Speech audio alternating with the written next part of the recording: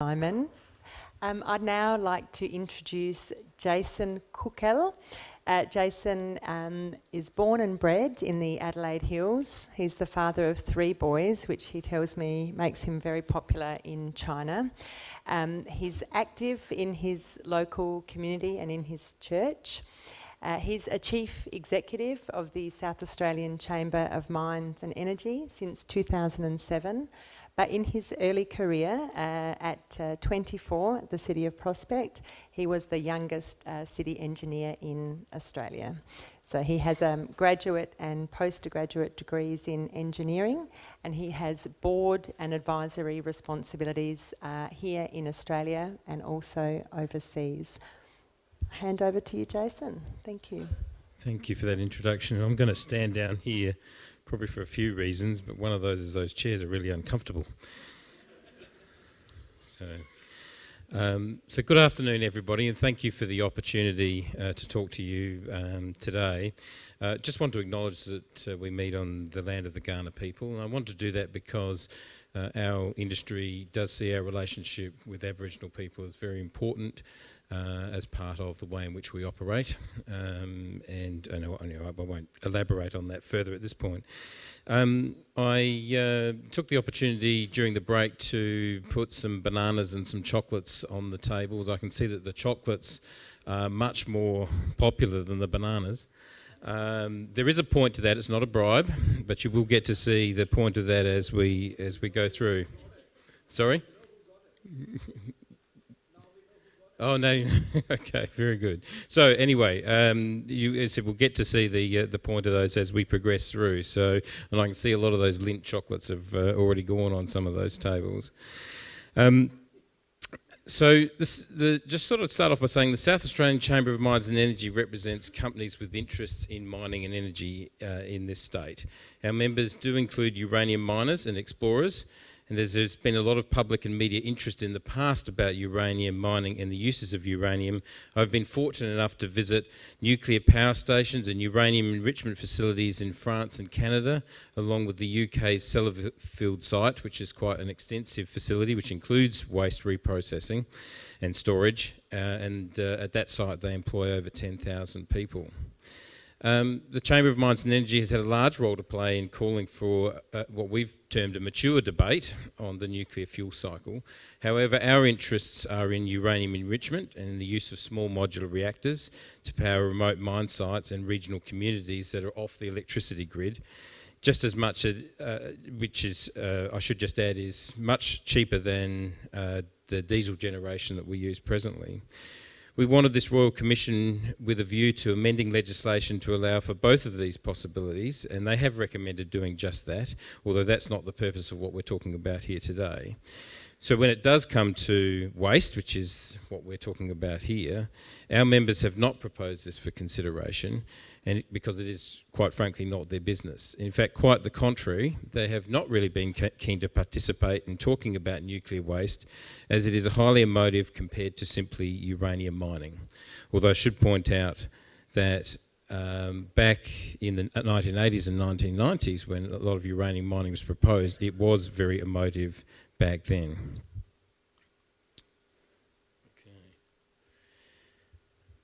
So a critical piece of the puzzle for us in getting politicians to even be prepared to talk about the nuclear fuel cycle was some polling that we did, and I've managed to jump through a slide.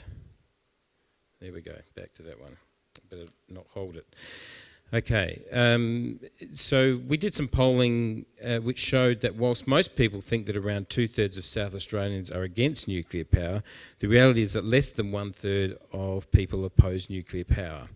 The support for uranium is much higher still, and we shouldn't be surprised by that, as we've been safely mining uranium for decades in South Australia. And what that means that if you're at a barbecue of 3 people is that you probably think that you're in the minority if you support nuclear power, but in actual fact you would be in the majority.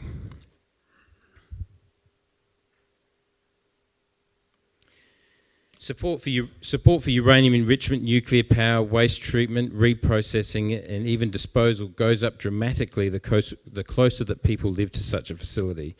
This shouldn't come as any surprise, as those people have learnt there is nothing to fear and that the risks can be successfully managed. As a way of compensating residents for negatively affecting their house prices when nuclear power plants were built in France, the French government reduced property taxes within a certain radius of all the nuclear facilities that were proposed. Now that people are no longer worried about the potential impacts, people will actually pay a premium to live next to a nuclear power plant because they get the lower taxes. These pictures that you see on the screen are from USA, Belgium, Switzerland and France and show just how close to nuclear facilities some of these communities live.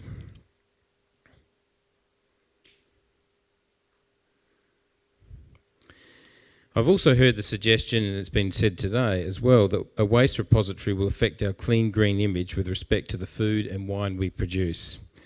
These images that you see on the screen are taken in France, where nuclear power is right in amongst some of the world's most famous wine regions, and the reality is that the world keeps buying French wines and cheeses. So these actually represent a number of those cheese and wine regions, and in fact the one down in the bottom left hand corner that you'll see up on the screen, sorry I'm pointing towards the back because there's a screen up there that I can look at, but the one that you can see, I think it's in the bottom left hand corner, is the one where there is their high level radioactive waste laboratory which will be turned into a waste repository.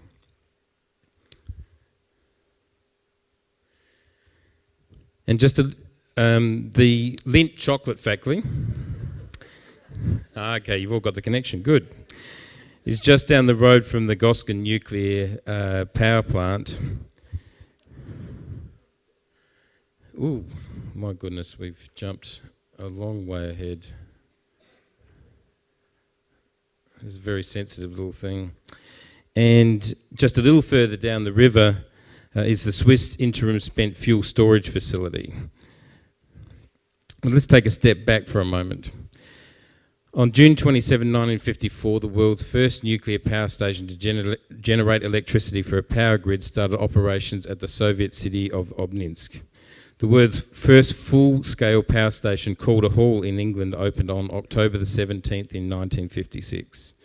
In Australia, however, to people growing up in the late 1950s through to the turn of the century, nuclear was just as much about nuclear weapons as it was about nuclear power. British tests at Maralinga occurred between 1956 and 1963 and has been talked about today. In 1958, Australia opened its first and only nuclear reactor at Lucas Heights, a southern suburb of Sydney. And I'm just going to play you a very short video.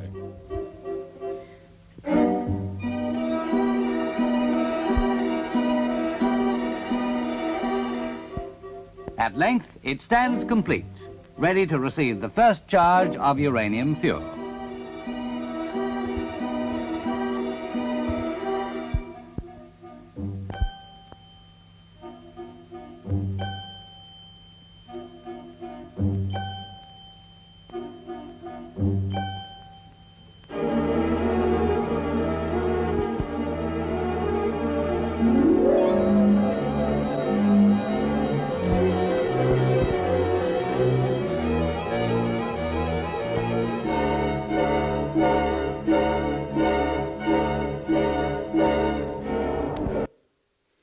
Okay, I think that last little bit was the music from Psycho, or one of those movies.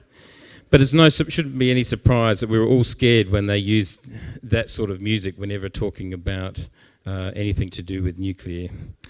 The nuclear arms race was also a competition for supremacy in nuclear warfare between the United States and the Soviet Union and their respective allies during the Cold War. School children were also taught to duck and cover, and for those of my age, there were all manner of movies predicting the end of the world as we know it thanks to nuclear. It is no wonder that most people my age and a little older are either fearful or at least conditioned to be anti-nuclear and in turn anti all aspects of the fuel cycle. However, the reality is quite different. As I mentioned before, I've had the opportunity to visit a number of facilities, and this is a photo of me at Sellafield next to a block of concrete containing nuclear waste from a decommissioned reactor. It was quite safe with no radiation, and all of the transporting of fuel that we're talking about today will actually be handled by people that are dressed in normal overalls and normal work gear, because they won't actually have to worry about any radiation contamination when dealing with it.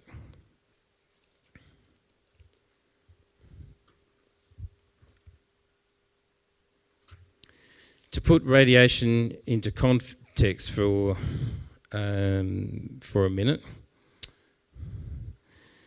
we all get some radiation every year, with typical background radiation being around 2,600 millisieverts per year, and you can add to this by getting an X-ray, flying in a plane, or even eating a banana. At the Onkalo Waste Repository in Finland, the worst case radiation dose, if someone were to stand on top of the facility for a whole year and there was a defective package, the equivalent radiation would be equal to eating one bite of a banana. I wish you could all visit a number of nuclear facilities like the Royal Commissioner or myself, as it is easy to come to the conclusion that we can adequately engineer our way to safely managing spent fuel. So why have so few attempted to build a waste repository before? There are three reasons. Firstly, spent fuel rods need to be stored under several metres of water for a few decades as the best method of cooling, and also a safe way to shield people from the radiation, because at this point it is lethal. And as you can see from the graph on the left, the spent fuel can then be, you can see that it would be lethal if you look at the far left graph, far left column on the graph. The spent fuel can then be placed in large containers and stored above ground, which you can see in the picture on the right. And be cooled using the air. I think somebody asked the question in the earlier session about, is this energy intensive? The short answer is no, it's passive. It's either passively cooled from the water or passively cooled just from the air. Only after they cool sufficiently can you put the spent fuel into deep storage. So in most cases, a lot of the fuel hasn't even been around long enough to actually do that. Secondly, engineers and scientists have had to figure out how to safely store waste for thousands of years. The facilities in France and Finland are designed to withstand 2 ice ages. We will all be dead from the ice age, but the spent fuel will be safe. Thirdly, governments need to obtain a social licence from the community, which is now happening in Finland and France, or I should say has happened in Finland and is being virtually there in France as well. So why then do we even need to build a facility? Well, firstly, we have our own waste from Lucas Heights. Secondly, many countries don't have suitable, stable geology. They may be on small islands or on top of high seismic activity, so they can't practically do it themselves. Thirdly, there is a strong business case for establishing a fund which would benefit South Australians forever if invested wisely. And last but not least, we can actually do more for reducing global carbon emissions by taking spent fuel from those countries that can't store their own in the long term. This gives South Australians the ability to do more for climate change than if we parked up all of our cars and turned off all the lights in Australia forever. Excuse me, Jason. You did say that I could be very firm with you, remember, earlier? So I'm at the 10? I've given, you've got had 11 minutes, and so that we're fair to the other time of the other panellists. Could you hold the rest for when it comes to questions? Did you want to finish on this note? Can I just finish on that slide? Don't you? I'll let you have this last slide. Should we let him have the last slide? Yes? Okay. When you consider going on a roller coaster, a few of you think it's going to be great. Some of you will be unsure, and some will perhaps even be freaking out. Ultimately, we only get on a roller coaster because logic overcomes our fears. We may not know how to design the roller coaster, but we trust the engineers who designed it, the contractors who built it, the government who regulate it, and the safety experts who inspect it. Any spent fuel storage facility will not be just a hole in the ground, but rather it will be well-engineered, high-tech facility with first-class regulations and safety checks, and due to its time frame will be passive and rely on physics rather than people to keep the material out of harm's way. Thank you.